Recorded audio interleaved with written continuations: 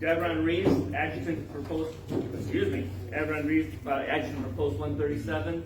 He will be presenting our Adjutant training today. Ready to go?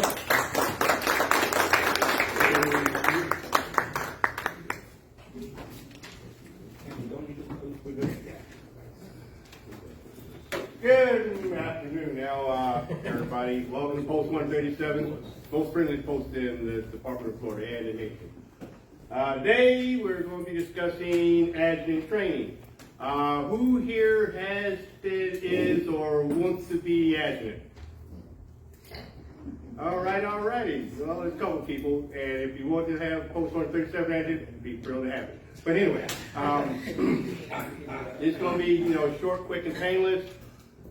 The main thing, where's the clicker at? Okay, well. Right side.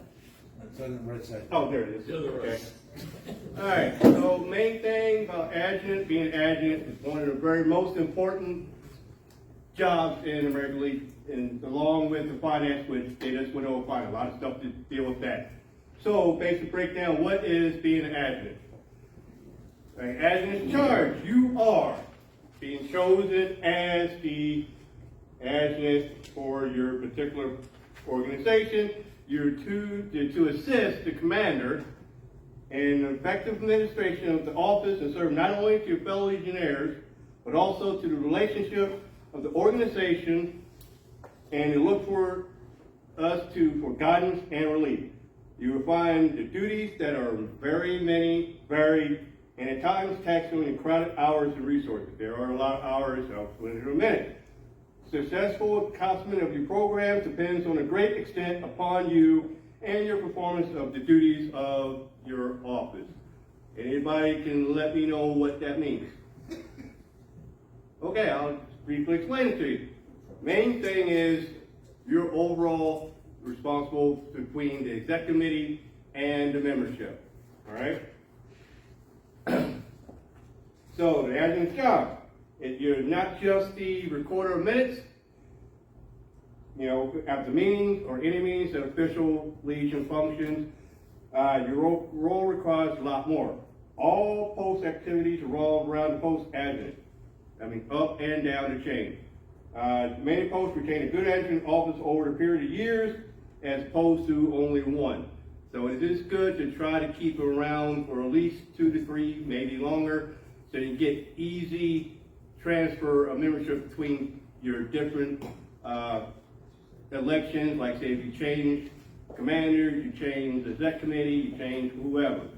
The adjutant does have a good idea generally, they're supposed to have a good idea of good transition between each year's election process. All right? And that's what that said about the prize continuity for the post. And while the commander students are largely inspirational and executive, like Commander Perez mentioned, the adjutant student is mainly administrative.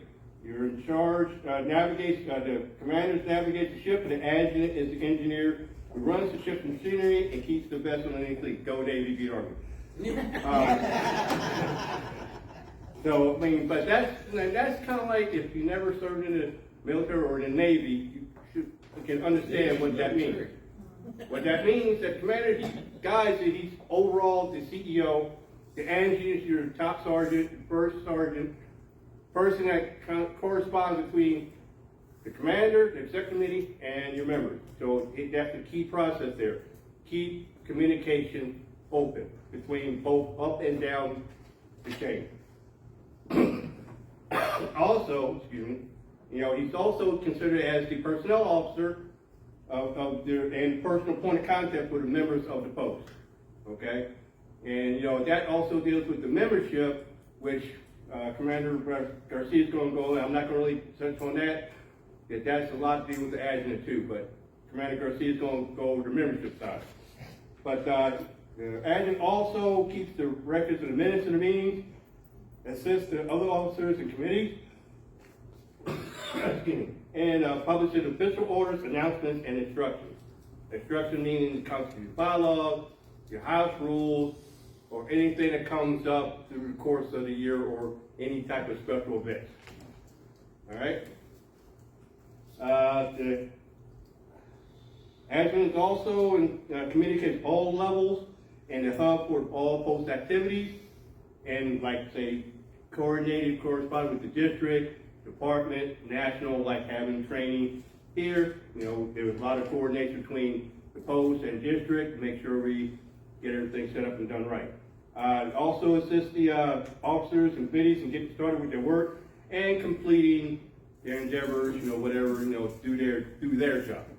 Because, you know, without volunteers, the American Legion will not work.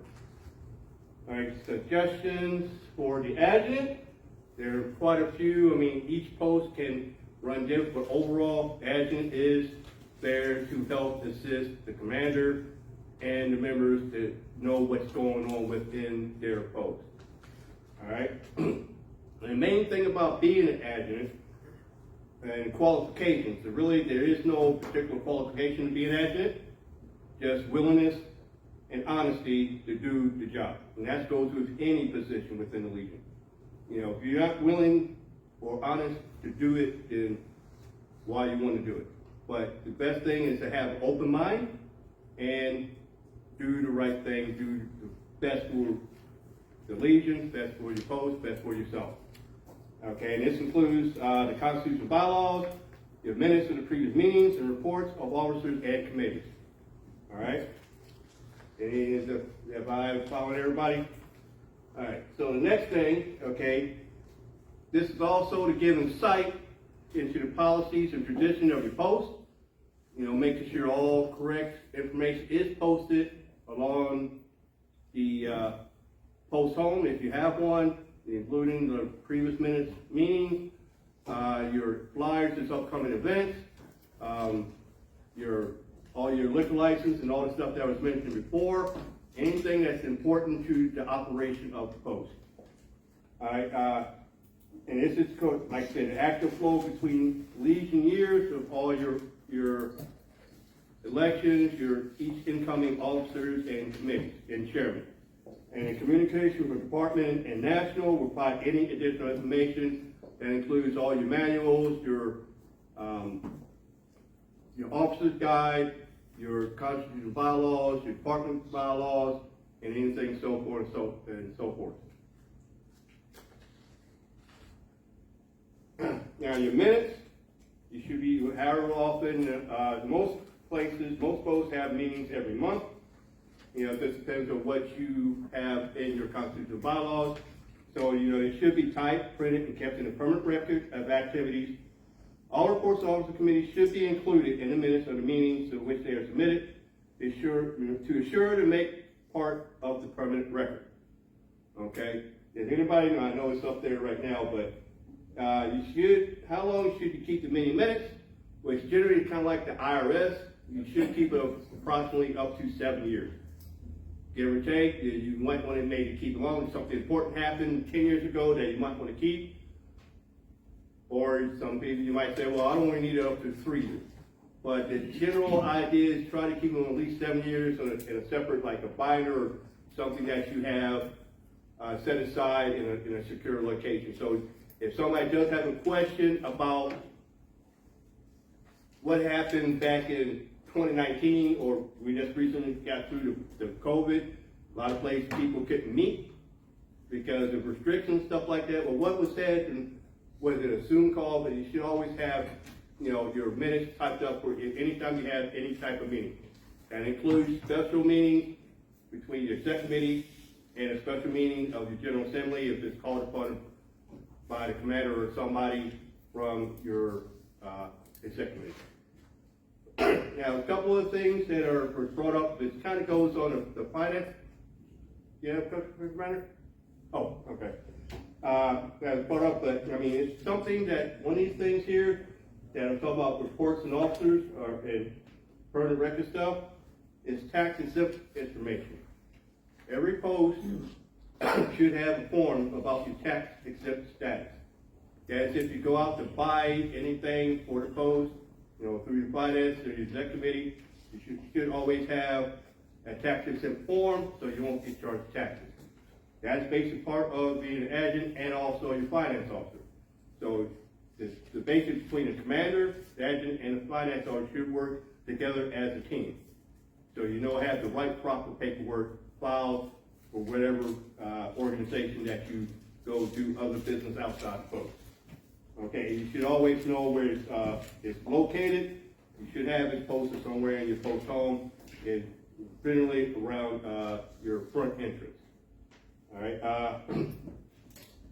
and also your canteen man should also be involved in that, because the canteen person, canteen manager, club, lounge operations manager should also be kept in the loop too, because that person generally does the business to keep the club and canteen open. So y'all kind of all work hand in hand together, you know, because the commander said in her presentation, nobody can do this alone. It's a group effort, team effort. We all are volunteers unless you get paid, but you still kind of like are a volunteer to help the operation of the post league, the Legion, and your club and canteen if you have one. Any questions so far? Good.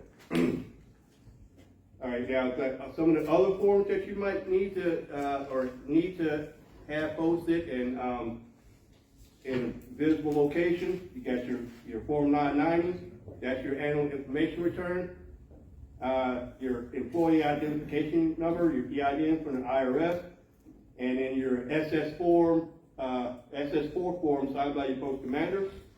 And I mentioned about your tax exempt status form, and then if you have your post incorporation status from the state. Every post should have that on file and posted. Okay?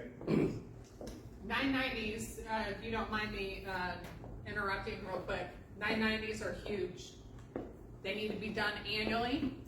If they are not updated, you're going to lose your tax exempt status. You will no longer be a nonprofit. So when the district commander comes to your post to visit, we're going to ask for a copy of that 990. Believe me when I tell you, there are posts within our district that have not filed their 990s. Make sure it gets done and stay on top of it, because it will create you a headache and it will cost you a lot of money. So it's gotta be maintained yearly, right? Annually, yes. Yes, Okay. yearly. And if you don't, Sorry. you'll get a fine. A hefty fine.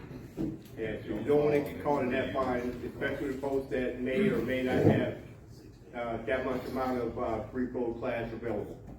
So it's very important to make sure that all those are filled out properly and current. Thank you, Commander. All right, now we go to basically your general reports.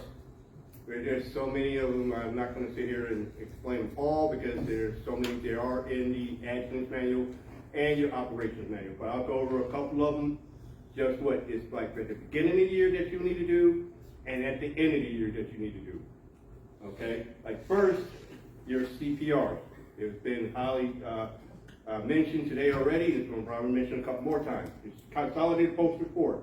Okay, this was established to assist the departments in the documentation of various post activities done during the reporting period of 1 June through 31 May.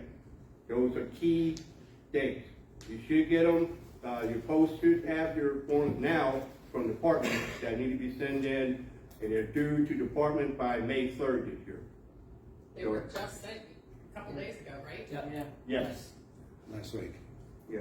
So you should, everybody should, okay, who has, or post manager, adjutant, who has received their forms?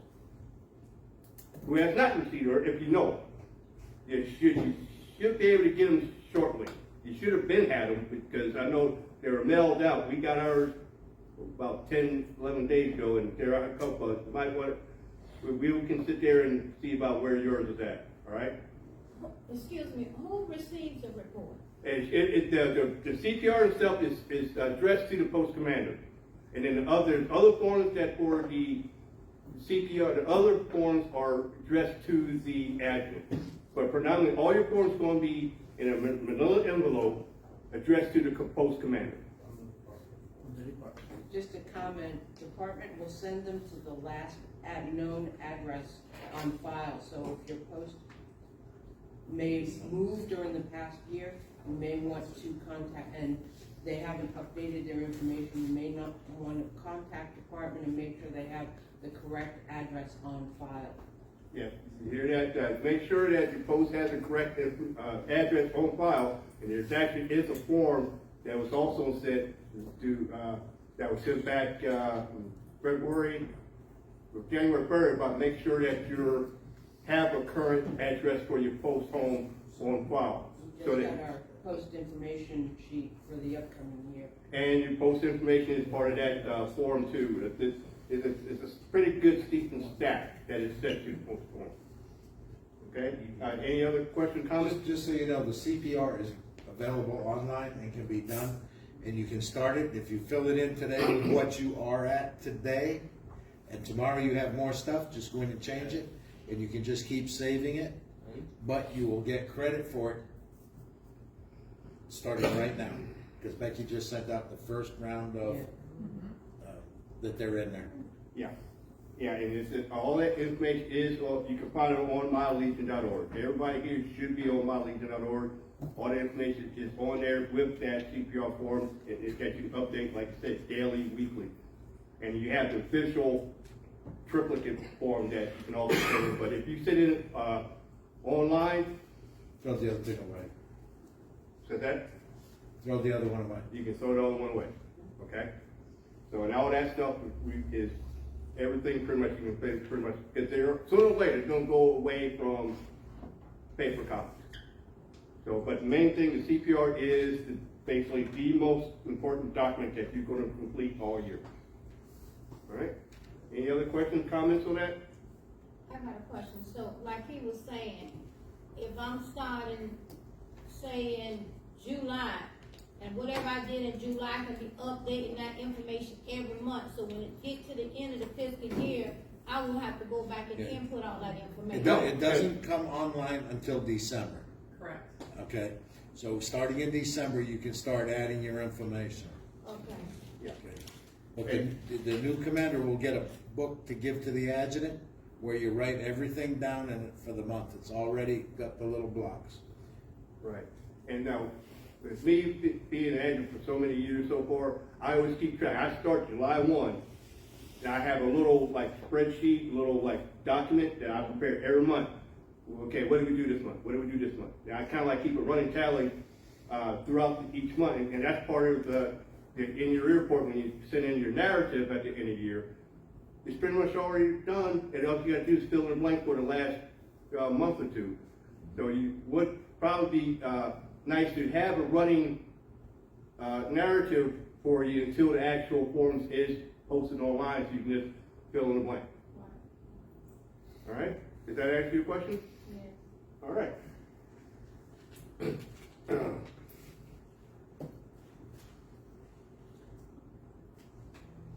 All right, and that's it. It actually just keeps on going about, now when the audit reports are submitted, that this was helps the national commander go up to Washington D.C.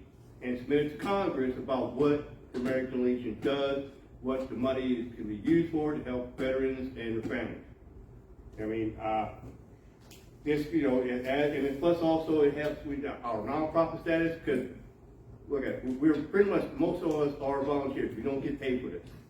We're volunteers. There may be one or two folks that might have a paid position somewhere, you know, but majority of your elected officers and or appointed positions are all volunteers. They don't get paid.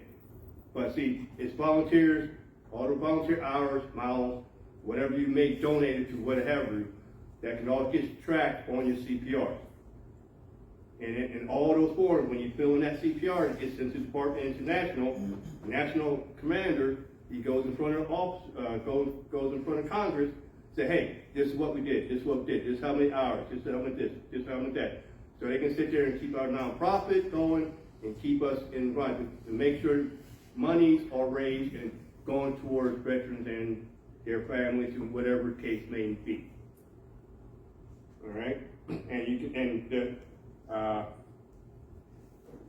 nonprofit that ensures, elaborate on what, the organization does in local communities. The lead for submission is 1 July, and actually it's 1 July. And all this stuff can be found on legion.org/public affairs under internal affairs.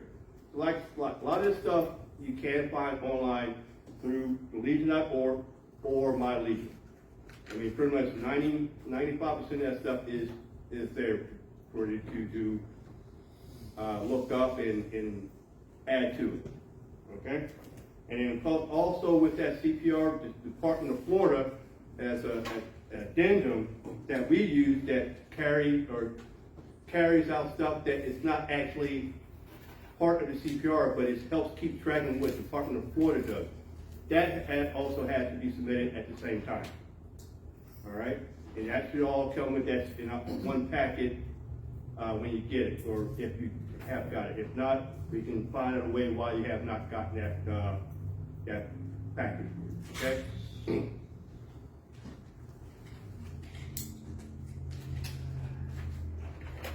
And with that CPR, you know, any projects and activity in it that cannot be accurately covered in the normal CPR, that's what goes on in demo. You know, some of the stuff, you might think it might be repetitive, but actually it's not.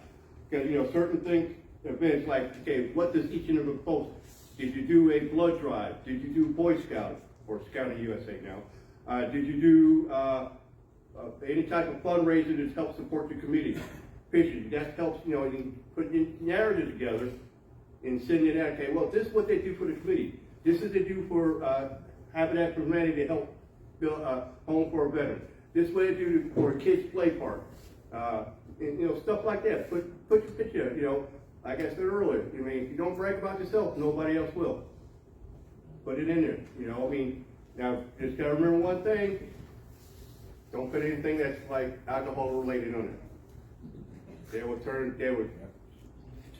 that in the trash. Just anything that's positive in nature, not saying that alcohol's not positive, but, you know, just, but positive in nature, like I said, community, state, and nature. Do what you're doing something with your community, like I said, put kids playground, doing the children's youth project, your Eagle Scout project, anything like that. You know, something that is benefiting your local area, right?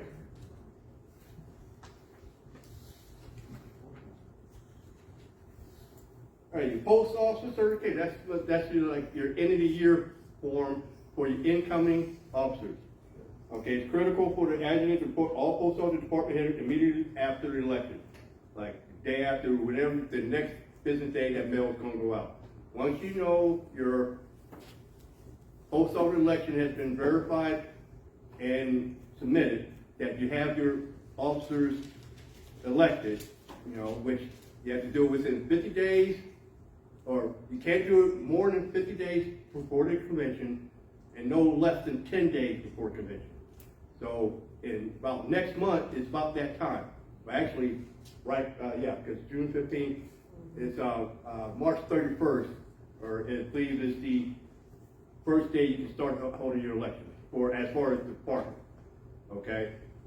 Soon as you have your election, there's a form that you have to send down. It tells you all your post information, like your address, if you have a PO box, your phone numbers, fax numbers, and then the two main things, your post commander, your incoming post commander, and your incoming adjutant.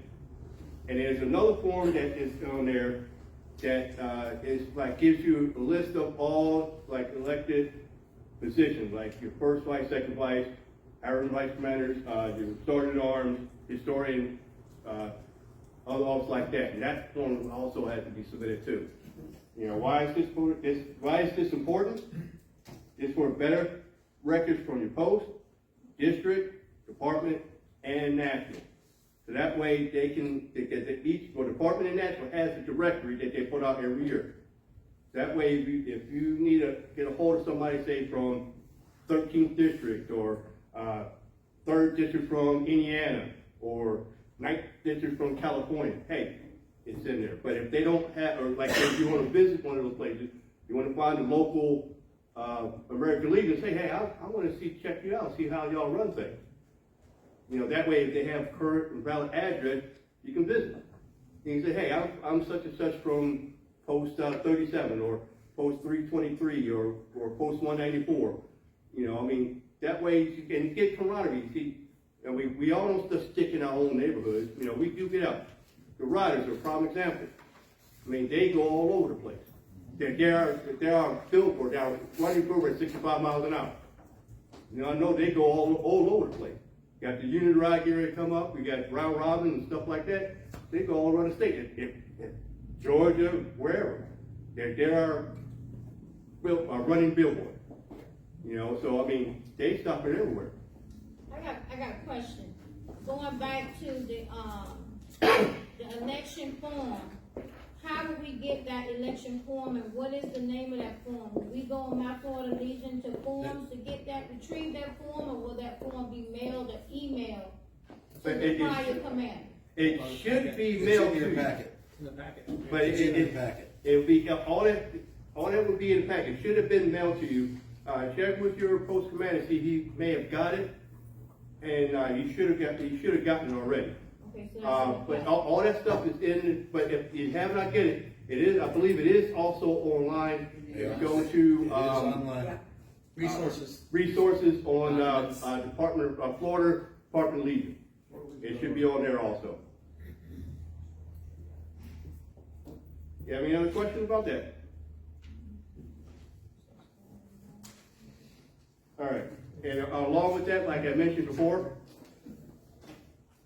the post mailing address, like I said, you should have a post mailing address, a permanent post mailing address. P.O. box or a physical address, like say for us it's 5443 San Juan Avenue. But you can use a P.O. box if you don't actually have a post office. But really, it's not recommended to have any members as a post home address. Because if something happens to that member, stuff can get lost. Okay, so it's, you know, if you have someone that has a post, or a member has a post mailing address, it's not a good idea in case something happens to that member. All right?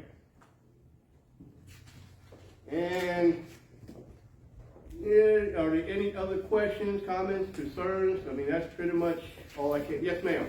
Ma'am. Very important, couple things. Where should your post documents be kept? At your house? At the post? Okay, remember this. Keep your documentation at the post level. When you have an unexpected event such as someone passes away, and this literally, I was just notified this today, we had an adjutant pass away, right? He was in charge of membership. And he passed away unexpectedly, and where was all of his documents? At his home, on his computer, and guess what? No one knows the passcode. Remember, all your documentation should be at your post home. Okay? For those of you, we talked a lot about the CPRs. I want you to, when you get some time after today, Google American Legion Impact Reports. Okay? Google this because you're going to be directed to National's website, and that is going to give you a glimpse into the bigger picture. The bigger picture of what it is that we do. So please do that. But that's all I have. That's all. Would you repeat? Yes. Impact reports. If you need stats and stuff for grants for your post, there are great opportunities to get data from. And your largest membership program, the Sons of the American Legion, if you encourage them to do their squadron consolidated report before you do your your post consolidated report, you can take all the information because it is a post program, the Sons of the American Legion. So take all the information, encourage them to help you out. The more information you can put on your post-consolidated report, the better. Amen. And while you're doing that, please encourage them to fill out their officer's report after they're elected. Post commanders, please set up a liaison with your executive committee for the Sons of the American Legion to do things like, when you have your meeting, to make sure that they're having their elections, the elections are being run correctly, the elections are filling out the officers' reports and sending them in, and their consolidated reports. You can take all this information, and then next year, there won't be any problems. All the information will be coming to you correctly. And you can always put, there's room down there, and the post commander can always be the liaison, but I would encourage it not to be the post commander. But in some of the smaller post squadrons, perfectly acceptable. This way you know what's going on. Thank you. That's all I got.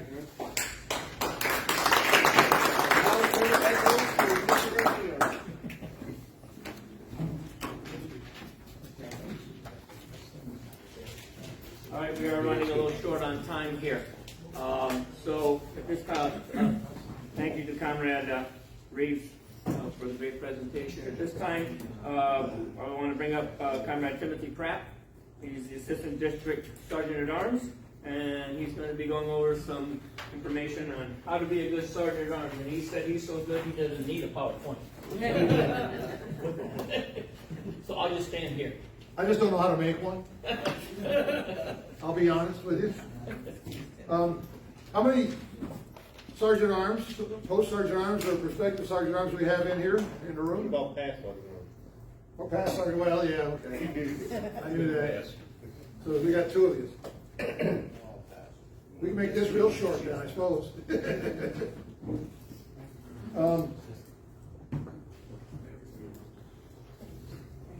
The Sergeant at Arms works for the post commander. He's also the greeter for the post at meetings and functions.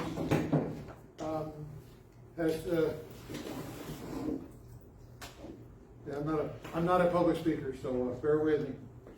I don't do this at all.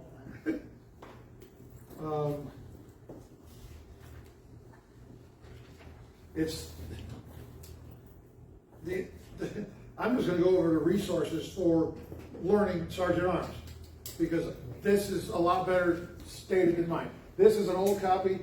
Download a new one. This one's 8 years old, 7 years old, whatever it is, and it is very out of date. But the duties of the Sergeant Arms are in there. That's available at legion.org under resources. Under post manuals, Sergeant Arms manual. And you might want to review the post officer manual also, so you know a little bit about what everybody does. Because you're going to be tasked with a little bit of helping what everybody does as a Sergeant at Arms. Or at least I always have been. And another resource, and I couldn't find it on the department website, but on national website under resources, is the flag code, because as Sergeant at Arms, you're the keepers of the flag. And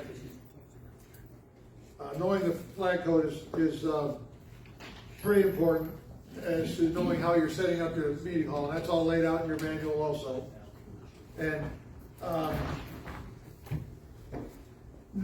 review your information on your ceremonies, because the Sergeant at Arms is involved in almost every ceremony the Legion has, if not every ceremony. And ceremonies, I'm talking just examples: draping the charter, the flag disposal ceremonies, your fort chaplain ceremony. But I'm going to be short, like I said. Another one for you, and I haven't been able to find this online but I picked this up at convention a few years ago. It's Leadership Protocol and Parliamentary Procedure Guidebook. It gives you some of the, not a lot in here, but there's a bit in here that the Sergeant Arms duties during functions and formal functions within the Legion that aren't really addressed in the other Sergeant Arms manual.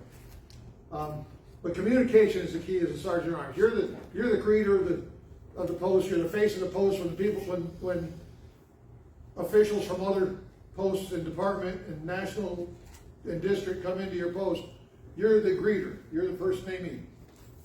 So, communication's key. And communicate with your commanding officer. Because your commanding officer is who you work for. He can also help you a lot in doing your duties, if he's a good commander. If he's not, you could have some problems. But I am available. My address and phone number, my email address and phone number are on the district website. So I can help out if you have, individual issues.